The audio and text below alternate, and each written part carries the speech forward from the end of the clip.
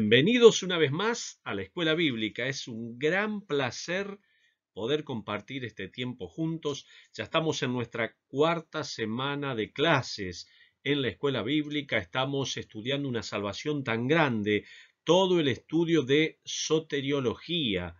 Estábamos hablando de que la soteriología es el estudio de toda la doctrina de la salvación. Es una doctrina muy amplia. Habla de el fundamento de nuestra salvación y es algo que cada uno de nosotros tiene que saber, porque aquí está basada nuestra salvación eterna. Y estuvimos viendo conceptos en cuanto al sacrificio vicario de Cristo. Él murió en nuestro lugar, Él cargó sobre sí todo nuestro pecado. Hablamos también de la propiciación, de que el sacrificio de Cristo fue en propiciación, haciéndonos propicios a Dios.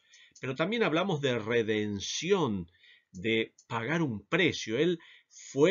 Jesucristo fue, pagó el precio por todos nuestros pecados, nos compró en un mercado de esclavos, nos sacó y nos dio libertad. Pero también hablamos de reconciliación.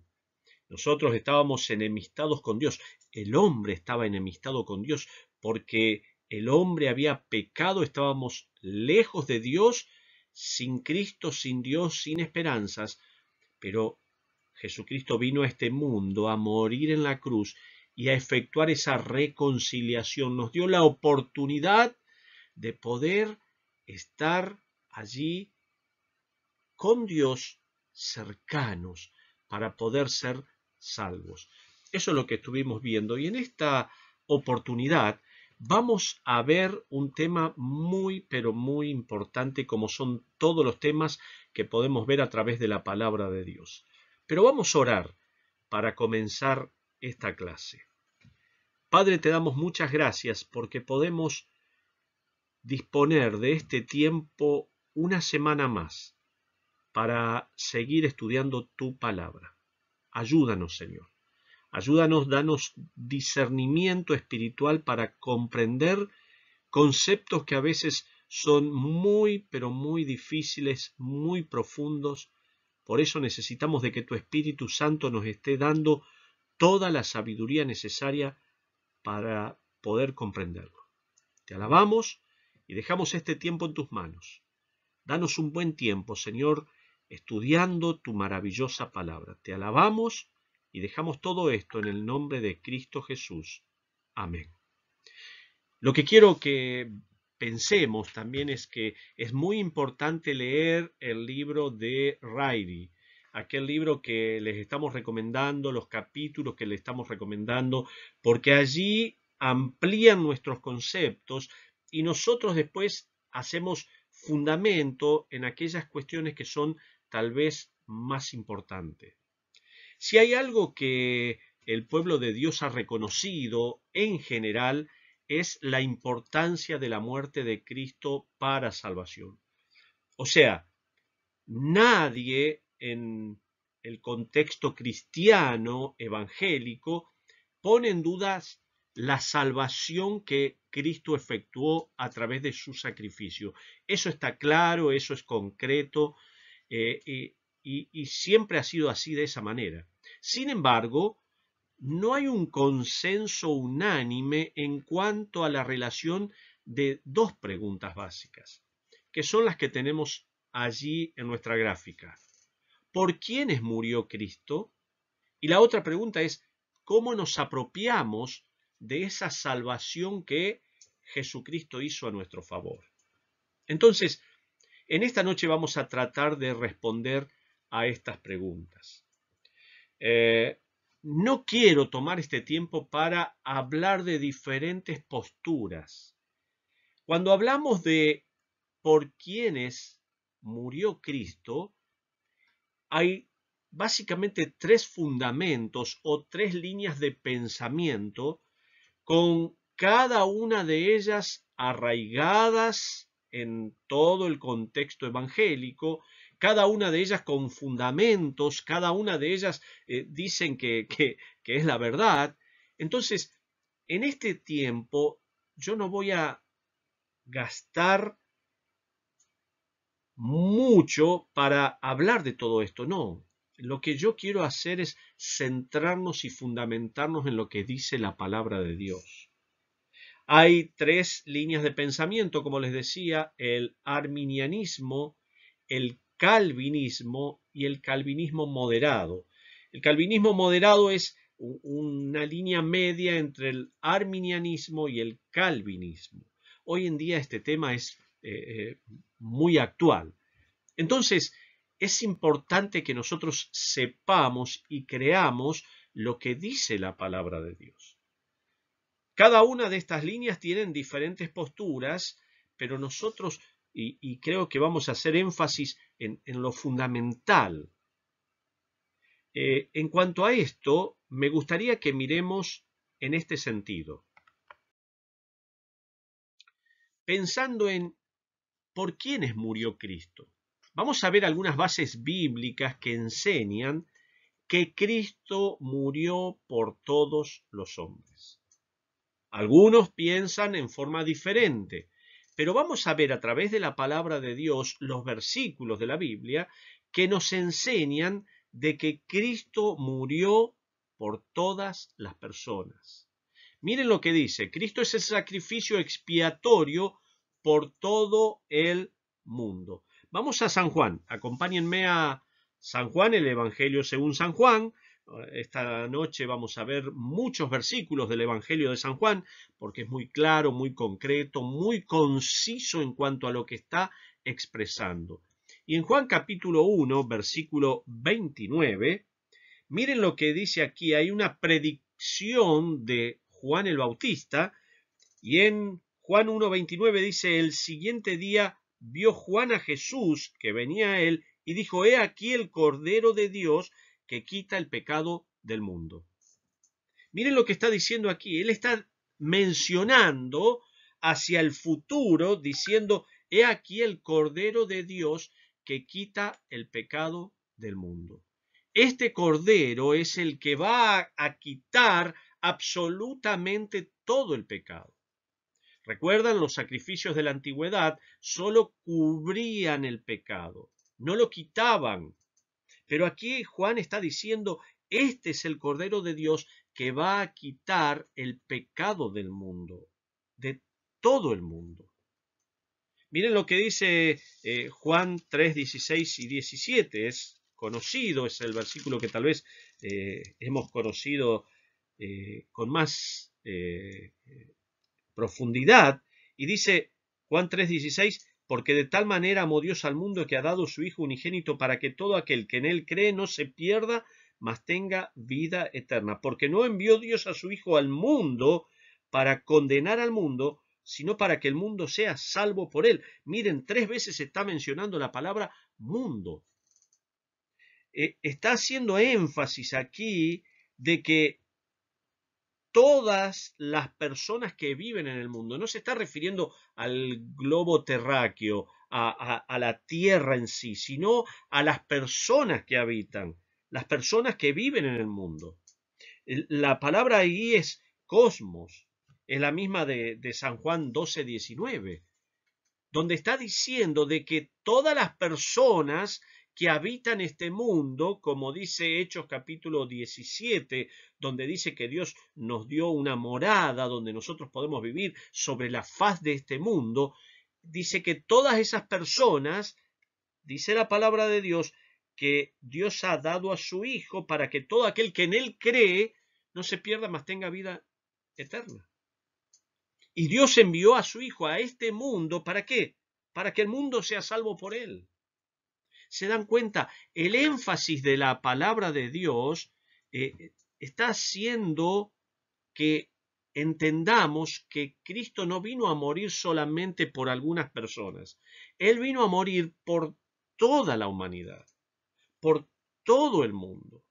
Él pagó el pecado de todos los seres humanos. Los pecados pasados, presentes y los pecados futuros. Absolutamente todos los pecados Cristo los ha pagado. Miren, versículo 42 del capítulo 4, 4:42, y le decían a la mujer, ya no creemos solamente por tu dicho, porque nosotros mismos hemos oído y sabemos verdaderamente que este es el Salvador del mundo, el Cristo, dice la palabra de Dios. ¿Se dan cuenta? El énfasis de la palabra de Dios es que Cristo vino y salvó a todas las personas. Todas las personas. San Juan 12:47 podemos leer también que menciona este concepto. San Juan 12:47 dice, el que oye mis palabras y no las guarda, yo no le juzgo, porque no he venido a juzgar al mundo, sino a salvar al mundo. El Señor, viniendo en su primera venida, ¿qué está haciendo? Está salvando al mundo. Vino a salvar, a rescatar aquello que se había perdido. Todo lo que Él hizo fue en beneficios de todas las personas. Pero también Cristo fue propicio por el pecado de todo el mundo. Miren lo que dice allí en Primera de Juan, capítulo 2, versículo 2, podemos leer capítulo 2, versículo 1, comenzamos a leer y dice, hijitos míos, estas cosas os escribo para que no pequéis, y si alguno hubiere pecado, abogado tenemos para con el Padre a Jesucristo el justo, y Él es la propiciación por nuestros pecados, y no solamente por los nuestros, sino también por los de todo el mundo. Aquí está refiriéndose Juan, se está refiriendo a creyentes, ¿se acuerdan? Él está escribiendo esta epístola y le está escribiendo a creyentes. Y él le está diciendo, Cristo Jesús es el que vino y se entregó como propiciación para hacernos propicios a Dios por nuestros pecados, pero no solamente por los nuestros, dice, por todo el mundo. Cristo murió por todo el universo, no solo por aquellos que estamos en la iglesia, no solo por aquellos que conocimos a Cristo como Salvador personal. Él murió por todos. ¿Se dan cuenta? Él fue un sacrificio expiatorio por todo el mundo. Él fue un sacrificio en propiciación por todo el mundo. Pero también tenemos que pensar en Segunda de Pedro, allí en el capítulo 2, versículo 1, Segunda de Pedro, capítulo 2, versículo 1, que dice que algo interesante. Dice la palabra de Dios, miren, está en un contexto de falsos maestros. Está en un contexto donde dice que como hubo falsos profetas en el pueblo, también en este tiempo va a haber falsos maestros, gente que no enseña lo que es correcto, no enseña lo que dice la palabra de Dios. Y dice el versículo de Segunda de Pedro, capítulo 2, versículo 1, pero hubo también falsos profetas entre el pueblo, como habrá entre vosotros falsos maestros que introducirán encubiertamente herejías destructoras y aún negarán al Señor, miren, que los rescató atrayendo sobre sí mismos destrucción repentina. Es interesante porque la palabra allí para rescató es compró. Es la palabra compró. Dice que estas personas negarán aún al Señor, al dueño. ¿Por qué? Porque Él los había comprado.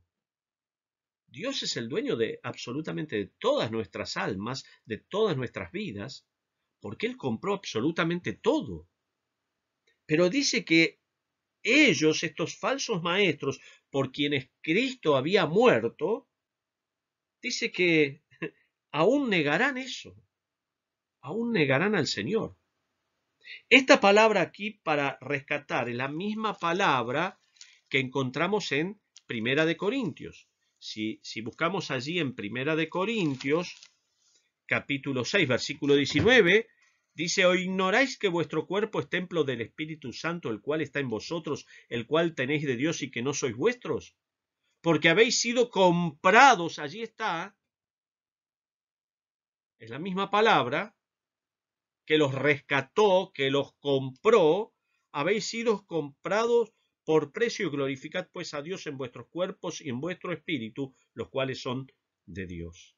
El 7:22, también de este libro de Primera de Corintios, capítulo 7, versículo 22, dice: porque el que en el Señor fue llamado siendo esclavo, liberto es del Señor.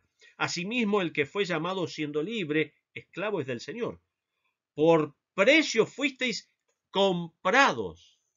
Es la misma palabra que dice allí que el Señor los rescató, que los compró una sola vez y para siempre. Dice allí el versículo: por precio fuisteis comprados, no os hagáis esclavos de los hombres. Después tenemos algunos versículos más allí, pero creo que con estos pasajes que estamos mencionando, ya nos estamos dando cuenta de que el Señor hizo un sacrificio expiatorio por todo el mundo. Él fue en propiciación, no solamente dice por los creyentes, sino por todo el mundo. Pero también Él efectuó un pago, una compra por todos, por todos. Cristo murió por los impíos. Miren lo que dice Romanos. Vamos al libro de Romanos. Allí en el libro de Romanos, capítulo 5, versículo 6, dice la palabra de Dios: porque Cristo, cuando aún éramos débiles, a su tiempo murió por los impíos. ¿Ven? Murió por los impíos. Cristo murió allí en la cruz del Calvario por todas las personas.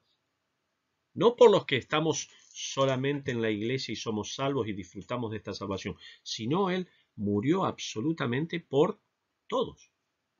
Dice aquí, es muy claro, ¿no? Y el versículo, no tenemos tiempo de leer todo el pasaje desde el 12 hasta el 19, pero el 19 dice, Romanos 5:19, porque así como por la desobediencia de un hombre los muchos fueron constituidos pecadores, así también por la obediencia de uno los muchos serán constituidos justos. La palabra muchos quiere decir todos. Cristo reconcilió a todo el mundo. Murió por todos, por todos.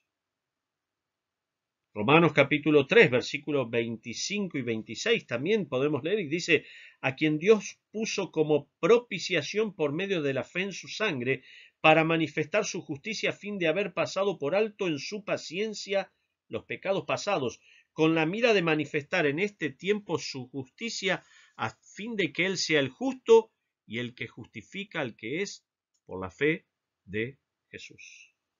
¿Se dan cuenta? Propiciación por medio de la fe en su sangre para manifestar su justicia por haber pasado por alto en su paciencia los pecados pasados. Dice la palabra de Dios que murió por muchos. Esa palabra muchos es todos, todos. Y Cristo reconcilió al mundo con Dios. Miren lo que dice allí en Segunda de Corintios. En Segunda de Corintios podemos leer capítulo 5, Segunda de Corintios, capítulo 5, versículo 14 en adelante, dice: porque el amor de Cristo nos constriñe, pensando esto, que si uno murió por todos, luego todos murieron. Cristo, una persona, el Hijo de Dios, vino a este mundo ¿para qué? Para morir por todos. Allí es cuando murió por todos, es en beneficio de. Él vino a este mundo a morir en beneficio de todo, todos, todos, absolutamente todos. Y Dios desea de que todas las personas sean salvas. Ese es el deseo de Dios, ese es el corazón de Dios. Y esta salvación está disponible para todos. Dios desea que en absoluto todas las personas sean salvas. Tenemos algunos versículos muy claros y muy importantes. Fíjense en 2 de Pedro capítulo 3, 2 de Pedro capítulo 3, versículo 9. Dice la palabra de Dios: el Señor no retarda su promesa según algunos la tienen por tardanza, sino que es paciente para con nosotros, no queriendo que ninguno perezca, sino que todos procedan al arrepentimiento. Dios quiere que todas las personas sean salvas. Entonces, si tenemos que decir por quiénes murió Cristo, por todo el mundo. No por algunos solamente, sino Cristo murió por todo el mundo. Primera de Timoteo, capítulo 2. Primera de Timoteo, también, en su capítulo 2, versículo 3 dice: porque esto es bueno y agradable delante de Dios nuestro Salvador, el cual quiere que todos los hombres sean salvos y vengan al conocimiento de la verdad. Versículo 6 dice: el cual se dio a sí mismo en rescate por todos, de lo cual se dio testimonio a su debido tiempo. O sea, en resumen, lo que tenemos que pensar es que Cristo, cuando estaba muriendo en la cruz del Calvario, murió absolutamente por todos. No por una parte, sino por todos. Y el deseo de Dios es que todos seamos salvos. Ahora, ¿cómo aplicamos esa salvación a nosotros? Lo hacemos a través de la fe. Cristo murió en la cruz del Calvario y aplicamos lo que Cristo hizo a nuestro favor por la fe. La Biblia enseña que todo hombre está espiritualmente muerto, muerto en absoluto. Fíjense allí Romanos capítulo 3, Romanos capítulo 3, miren lo que dice la palabra de Dios allí, es muy claro. Romanos 3:10 dice: como está escrito, no hay justo ni aun uno, no hay quien entienda, no hay quien busque a Dios. Todos se desviaron, a una se hicieron inútiles, no hay quien haga lo bueno, no hay ni siquiera uno. Y sigue el relato. Romanos capítulo 3 está diciendo de que todas las personas en absoluto somos pecadores, muertos en nuestros delitos y pecados. Aquí está haciendo una comparación y dice que los judíos son mejores que los gentiles. No. Capítulo 3 de Romanos está diciendo: todos somos pecadores iguales. Entonces, la razón de la muerte de Cristo es que Él quiere que todos sean salvos. Romanos 3:25 dice: a quien Dios puso como propiciación por medio de la fe en su sangre. ¿Se dan cuenta? Para manifestar su justicia a causa de haber pasado por alto en su paciencia los pecados pasados. El pasaje que estuvimos leyendo. Entonces, todos estamos muertos en nuestros delitos y pecados espiritualmente, estamos perdidos e impotentes para hacer algo que pueda salvarnos, pero esto no es aniquilación.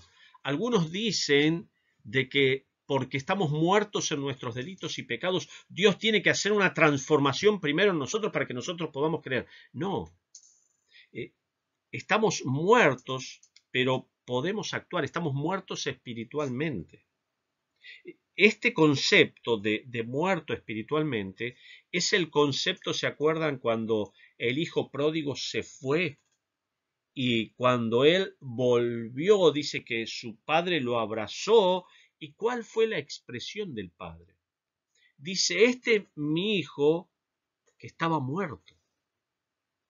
Ese es el concepto cuando se nos dice que nosotros estamos muertos en nuestros delitos y pecados. No es que no podemos hacer absolutamente nada, que estamos aniquilados. No, no, no.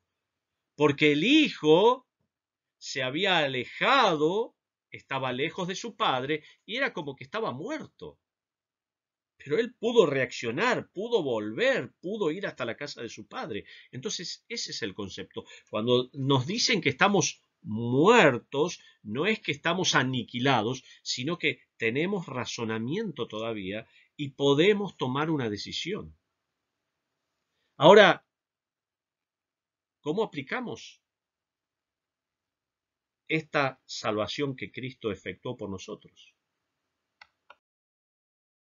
La Biblia establece la fe personal como la única condición para la apropiación de los beneficios de la muerte de Cristo. San Juan, seguimos allí en San Juan, capítulo 20, Evangelio según San Juan, capítulo 20, versículo 31, dice la palabra de Dios allí. Versículo 30 podemos leer, San Juan 20:30, que habla del propósito del libro, de lo que se escribió. Hizo además Jesús muchas otras señales en presencia de sus discípulos, las cuales no están escritas en este libro. Pero éstas se han escrito para que creáis que Jesús es el Cristo, el Hijo de Dios, y para que creyendo tengáis vida en su nombre. ¿Se dan cuenta? Dice que todo lo que fue escrito es para que creamos que Jesús es el Hijo de Dios y creyendo tengamos vida eterna. ¿Cómo nos apropiamos de la salvación tan grande que Cristo hizo a nuestro favor? Por fe. Por fe. Es lo único que dice.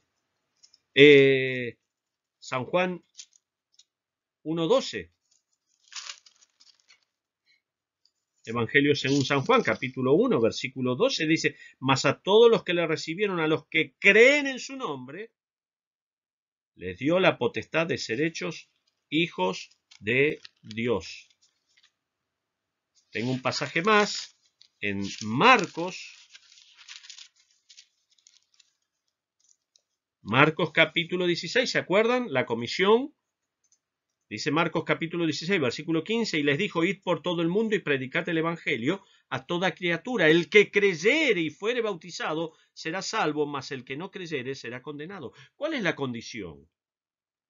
La condición para ser salvo, para aplicar esa salvación a mi vida, que está disponible para todas las personas, es fe, es creer, es a través de la fe. El que creyere será salvo, dice la palabra de Dios.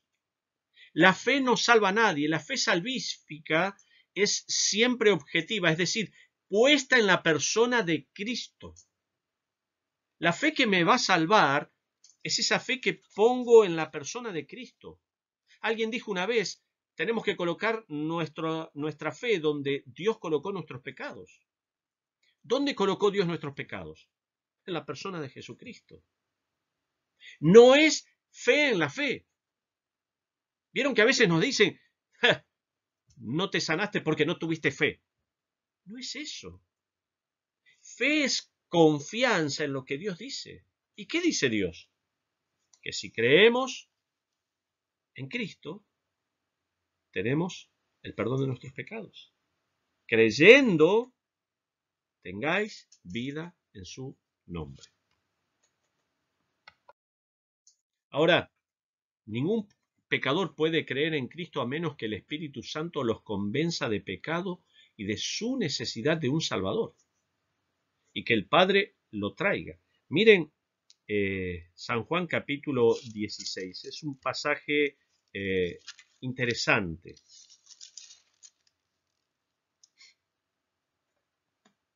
San Juan capítulo 16, versículo 8 dice, y cuando Él venga convencerá al mundo de pecado, de justicia y de juicio. de pecado por cuanto no creen en mí, de justicia por cuanto voy al Padre y no me veréis más, y de juicio por cuanto el príncipe de este mundo ha sido ya juzgado. El Espíritu Santo, ¿qué hace? Él es el que nos convence. El Espíritu Santo que Dios dejó en este mundo en lugar de Jesucristo, Él es el que nos va a llevar a Dios. Y miren San Juan 6, 44. San Juan 6, 44 es un pasaje importantísimo y es primordial que lo entendamos bien. Dice 6:44 del Evangelio según San Juan: ninguno puede venir a mí si el Padre que me envió no le trajere, y yo le resucitaré en el día postrero. ¿A qué se está refiriendo aquí? Es el concepto de un padre trayendo a Cristo a las personas. Esto viene con el contexto del capítulo 5, versículo 36, donde dice el versículo 37, dice: también el Padre que me envió ha dado testimonio de mí, y no queréis venir a mí, versículo 40, para que tengáis vida. Aquí lo que se está refiriendo es que Dios Padre está mostrando, está guiando, está animando, está llevándonos a que entendamos que el único camino, la única salvación es Jesucristo.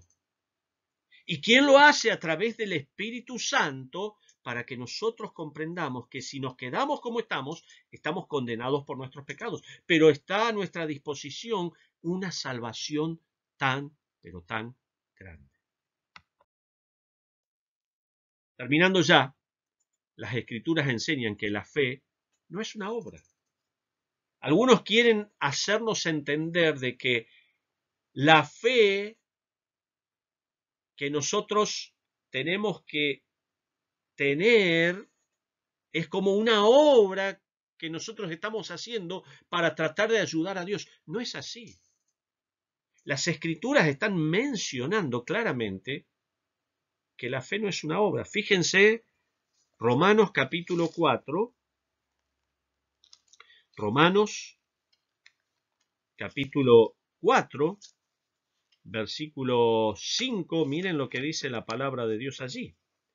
Romanos 4, 5, pero al que obra no se le cuenta el salario como gracia, sino como deuda. Versículo 5 dice: mas al que no obra, sino cree en aquel que justifica al impío, su fe le es contada por justicia. ¿Ven?